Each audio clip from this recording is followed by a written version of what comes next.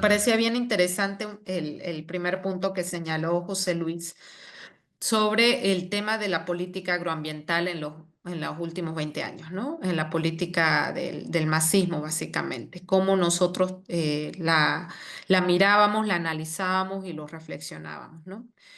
Eh, Completamente de acuerdo, ¿no? Con lo que dijo Ruth, ¿no? Hay que señalar que la política del MAS se ha caracterizado por ser racista, porque se ha estrellado contra los pueblos indígenas de manera directa a través de distintas políticas que ha ido ejerciendo, desplazándolos de sus territorios a través del extractivismo. Empezó con el TIPNIS y luego no paró, ¿no? Y hasta estos momentos vemos cómo los pueblos indígenas vienen resistiendo de justamente este atropello ejercido a través de políticas extractivistas que se dan en sus territorios. Por eso consideramos que también es un gobierno racista, ¿no? Discriminatorio y que viola todos los derechos de los pueblos indígenas, paradójicamente, que se ha autodenominado como pueblo o como gobierno de pueblos indígenas, defensor de la madre tierra, etcétera, y vemos en los hechos que, que la política ha seguido la misma tendencia de los anteriores gobiernos neoliberales capitalista, que solo en el discurso ha dicho que era antisistémico y defensor de derechos, pero las políticas y los resultados hablan por sí solos, ¿no? Y tengo justamente aquí algún punteo de alguna de las normativas que ha venido ejerciendo durante todo este periodo que ha estado el gobierno del MAS y que ha sido un ejemplo claro de a qué intereses representa, ¿no? Uno de ellos es en el 2013 justamente, que empieza con la ley 337 de perdonazo de desmonte, ¿no? Perdonazo de desmonte ilegal realizados desde el 96 hasta el 2011. O sea, todos aquellos que han destruido nuestros bosques se los perdona, no se los multa, no se los penaliza, absolutamente nada. Luego este perdonazo se sigue ampliando por gestiones. Entonces aquí ya nos muestra el carácter de qué intereses defiende este gobierno a través de este perdonazo. Luego, el 2014, a través del Decreto Supremo 1925, aumenta la cuota de exportación de soya, ¿no? Con 300.000 toneladas en ese momento. Entonces va aumentando la exportación y sabemos que los cultivos de soya recaen justamente en ampliación de frontera agrícola y muchos de esos en áreas que no son para cultivos de esta magnitud, sino que son justamente con vocación forestal, que también más adelante justamente ellos cambian el plan de uso de suelos, ¿no? Luego, el 2015, a través de la ley 741, autoriza desmonte libre de 5 a 20 hectáreas de tierras forestales con los pequeños propietarios o comunitarios o colectivos, ¿no? O sea, antes se permitían 5 hectáreas, luego dicen, no, no 5, 20, pueden desmontar así libremente, ¿no? Entonces ahí vemos la intención nuevamente de seguir destruyendo los bosques a través de las políticas que venían ejerciendo. El 2017, a través del Decreto Supremo 3127, nuevamente amplía el cupo de exportación para la soya. Por eso no nos sorprende de que en su momento, en la Fexpo Cruz, los de la CAO le dan un premio a la Chacollo, que era ministra en ese momento, por todos los beneficios que venía ejerciendo al sector. Entonces, muchas veces se muestran como enemigos, pero en la política y en los hechos se han mostrado totalmente aliados siempre, ¿no? Y vemos lastimosamente que los que se están presentando ahora y se están postulando siguen la misma política del MAS, exactamente la misma lastimosamente. El mismo 2017 se dispuso un 5% del fondo de pensiones de los trabajadores. Esto sí realmente fue, o sea, todo fue indignante, pero realmente esto rayó hasta el absurdo del fondo de pensiones para apoyar al sector del agronegocio. Se sacó del fondo de pensiones de los trabajadores para rescatar, porque siempre los paran rescatando y eso que es un modelo exitoso. Yo digo, si son tan exitosos y siempre quieren que se siga ampliando este modelo de desarrollo entre comillas cruceño, ¿por qué siempre los gobiernos los tienen que estar rescatando? ¿No? Entonces se sacó del fondo de pensiones el 5% para rescatar, ¿no? Eso fue el 2017. El 2018, a través de la ley 1098, permite la producción, almacenaje, transporte y comercialización de agrocombustibles cosa que estaba prohibida en la propia Constitución Política del Estado. Ahora ellos le dicen biocombustibles, energía limpia, así como dicen biotecnología, le ponen bio para confundir a la población, pero sabemos que detrás de los biocombustibles está más deforestación, más monocultivos, más uso de agrotóxicos, más contaminación de aguas, de suelo, de pérdida de biodiversidad para agrocombustibles de un sector que se sigue beneficiando con el subsidio también de los combustibles. Porque ellos, o sea, lo paradójico es eso, ¿no? Ellos hacen biocombustibles, pero utilizan un montón de diésel para producir sus biocombustibles o agrocombustibles. Pero bueno, así venimos, ¿no? El 2019, la ley 1171 autoriza y sanciona las quemas para actividades agropecuarias con multas máximas de 16 bolivianos por hectárea. O sea, es un absurdo, es una falta de respeto a la vida, a los bolivianos, a nuestros recursos naturales, a nuestro medio ambiente, que eso vale para el gobierno del MAS nuestros bosques. 16 bolivianos con 40 centavos la hectárea de multa máxima, porque puede ser menos, ¿no? Dependiendo por hectárea. O sea, se va propiciando un escenario para la catástrofe de incendios que hemos vivido en los últimos años. Cuando uno empieza a revisar estas normativas, dice, claro, o sea, todo cuadra. Ellos vinieron planificando y no nos olvidemos que en su momento García Linera decía, nosotros vamos a aumentar la extensión agrícola a 11 millones de hectáreas, cueste lo que cueste. Entonces, sí, se lo propusieron a través de todas estas normativas para destruir nuestros bosques, para destruir y beneficiar al agronegocio que nos deja, como decía Ruth, puros impactos, porque ni siquiera ellos pagan los impuestos que pagan en otros países como Argentina, como Brasil, como el mismo Paraguay. Aquí pagan miserias, al igual que los mineros, o sea, realmente nos dejan migajas en términos económicos y en términos de impactos.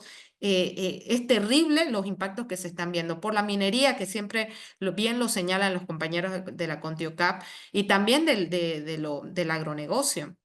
Nadie habla sobre los casos de cáncer que se han vuelto o han crecido de manera exponencial, mejor dicho, en las áreas productivas, ¿no? Donde se han incrementado de una manera totalmente preocupante, ¿no? Pero todos hacen de la vista gorda, porque obviamente es evidente que está relacionado con la actividad económica que se está llevando a cabo en la zona este, en la zona norte, en el departamento de Santa Cruz, el tema de malformaciones, el tema de abortos, tema de alergias, o sea, son muchas las enfermedades que están asociadas a este tipo de actividades y poco y nada nos dejan realmente en el país más que enfermedad y muerte. En el 2019, a través del decreto supremo 3874, se autoriza al Comité Nacional de Bioseguridad establecer procedimientos abreviados para la evaluación de soya transgénica HB4. O sea, pisoteando toda la normativa, porque estos señores, yo no sé si no saben o realmente es tanta la impunidad con la que se manejan de que los transgénicos están prohibidos por la Constitución Política del Estado, por la Ley de Revolución Productiva, por la Ley de la Madre Tierra. Se ha firmado un convenio como país, el Protocolo de Cartagena, justamente donde nosotros tenemos que preservar como centro de origen a las semillas que son propias y estos le meten así como si fuera cualquier cosa, autorizando cosas que están totalmente prohibidas, atentando y violando la propia Constitución Política del Estado, y autorizando con un comité de bioseguridad que nunca se entendió quiénes eran, con qué criterios ellos podían evaluar, ponen a dedo a cualquier persona, cualquier autoridad. Que no tiene ningún criterio técnico, todo para qué, para seguir beneficiando a sectores del extractivismo, en este caso el agroextractivismo, ¿no? Luego, ese mismo año, el 2019, sale la ley departamental del Beni de cambio del plan de uso de suelos, que fue realmente igual escandaloso, de que como si fuera a cambiarse una media, ellos cambien criterios técnicos de vocación forestal a vocación agrícola. Y así lo han venido haciendo, ¿no? Entonces ya esto no tiene vocación de bosque, ahora le vamos a meter soya o ganado o lo que fuere. Y ahí está el resultado de las millones y millones de hectáreas calcinadas. El año pasado se quemaron más de 12 millones de hectáreas, como decía Ruth. O sea, es del tamaño del Ecuador. O sea, es el tamaño de un país. lo que se ha quemado. Sin hablar, o sea, más allá de la extensión, lo que representa en términos de pérdida de biodiversidad es terrible, o sea, no alcanzamos a imaginarnos y los impactos que esto ha venido generando, porque en estos momentos en la Chiquitanía, que era un lugar donde nunca jamás les iba a faltar agua, las comunidades no tienen agua. Y si no tienen agua, no van a tener alimentos, están perdiendo sus cultivos. Sus animales están muriendo de sed, o sea, es realmente alarmante la situación de las comunidades en estos momentos. En la Chiquitanía, que tenía tanta riqueza eh, eh, en biodiversidad y ahorita no tienen agua. Y nadie habla de eso, es realmente alarmante. Y eso es lo que nos está dejando los incendios. Yo veía hoy día las noticias de que no sé qué país está donando no sé cuántos millones al gobierno por el tema de los incendios para maquinaria contra los incendios. Y si en vez de maquinaria, pues no se incendia, pero ¿cómo no se va a incendiar si vienen desde hace 10 años propiciando a través de normas que se incendie, ¿no? O sea, decir, vos desmontas, no te cobro, te perdono, te cobro una miseria, cambio el plan de uso de suelo, o sea, doy totalmente las condiciones legales para que hagan y deshagan con nuestros bosques, con nuestras tierras, ¿no? Y también yo escuchaba preocupada que decían, no, pero si no se incendiaron muchos bosques, eran pastizales. Los pastizales tienen biodiversidad también, señores. O sea, hace poco justamente en el programa radial que impulsamos, hablaba un experto y decía, en los pastizales hay cualquier cantidad de, o sea, un ecosistema tan rico y necesario y valioso que no son los bosques nomás lo que tiene vida, es el suelo, es todo lo que tiene vida. Y se ha degradado y se ha perdido justamente por este modelo de destrucción, pero salvaje, porque realmente no puede tener otro adjetivo lo que han venido haciendo en estos últimos 20 años, ¿no? Y con respecto, bueno, al uso de agroquímicos, han aumentado desde el 2000 hasta el 2022 en un 170% el uso de agroquímicos por hectárea, que es alarmante igual esa cifra. O sea, no podemos quedarnos indiferentes de una cifra de un aumento tan impresionante que se ha venido dando con el tema de agroquímicos. Y no es que estamos hablando de que hay más rendimiento, los rendimientos se han mantenido.